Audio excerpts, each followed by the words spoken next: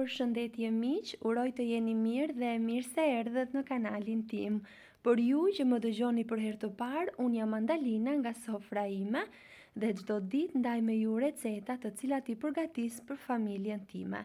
Sot kam përgatitur këto byrekët fantastik, janë ideal me një mënyrë shumë të thjeshtë. Për ju që keni vështirësi në hapjen e petëve, është mënyra e duhur. Qëndroni me mua të përgatisim bashk. Fillimisht përgatisim brumin me 500 gram miell gruri, 2 lugë vaj, 1 lugë çaji krip dhe 350 ml ujë. Unë kam përgatitur brumin në robot elektrik, por edhe mund ta punoni shumë lehtë në duar. Por nëse e keni në shtëpi, roboti elektrik e bën brumin akoma dhe më elastik. Kjo nuk do të thotë që t'i përgatisni duhet patjetër të keni robot, por thjesht ju a lehtëson punën akoma më mirë. Pasi për 5 minuta e bën gati, edhe ju nuk lodheni as pak. Pasi është gati, e lëm brumin të pushoj për 20 minuta.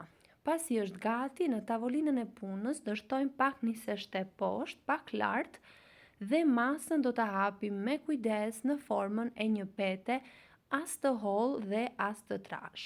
Ja kështu si do shihni tani në video.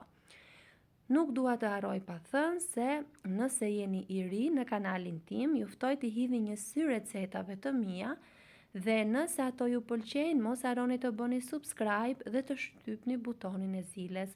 Kështu do njoftoheni për çdo recetë të re të postuar. Petën do ta lyej me 200 gram gjalp, shumë mirë. Nëse gjalpi është i ngrirë, duhet ta nxirrni një natë përpara nga frigoriferi, pasi duhet në temperaturë ambienti. Pasi e kemi lyer shumë mirë, do ta palosim fiks kështu. Pasi e kemi ndarë në mes, por jo plotësisht. Do ta hapim përsëri petën dhe pasi e kemi hapur mirë, me kujdes, do ta ndajmë në pjesë të barabarta. Shiheni vetë, mund të ndani në 6 pjesë, në 4 pjesë, në 8 pjesë, varet se sa të mëdha do t'i bëni ju byrekët. Më pas, çdo pjesë do ta hapim përsëri me kujdes. Ja kështu, nuk është as pak e vështirë, është shumë e thjeshtë, mjafton që të ndiqni hapat. Çdo pjesë do ta mbledhim kështu, do ta hapim përsëri dhe e kemi gati për pjekje. Kështu petët do të hapen plotësisht gjatë pjekjes, këtë do ta shihni në fund të videos, kur ju kam treguar se si hapen petët dhe sa të holla janë. Ja, siç e shihni tani, është gati për pjekje. Byrekët mund t'i pishni në furr, në tigan ose në këtë kreporen që bën krepa, siç kam unë. Nëse nuk ju gjendet, mund t'i pishni ose në furr ose në tigan. Ne donim që t'i shijonim vetëm me shijen dhe aromën e gjalpit, por mund edhe t'i mbushni sipas dëshirës, si me gjizë, me spinaq, sipas preferencave tuaja.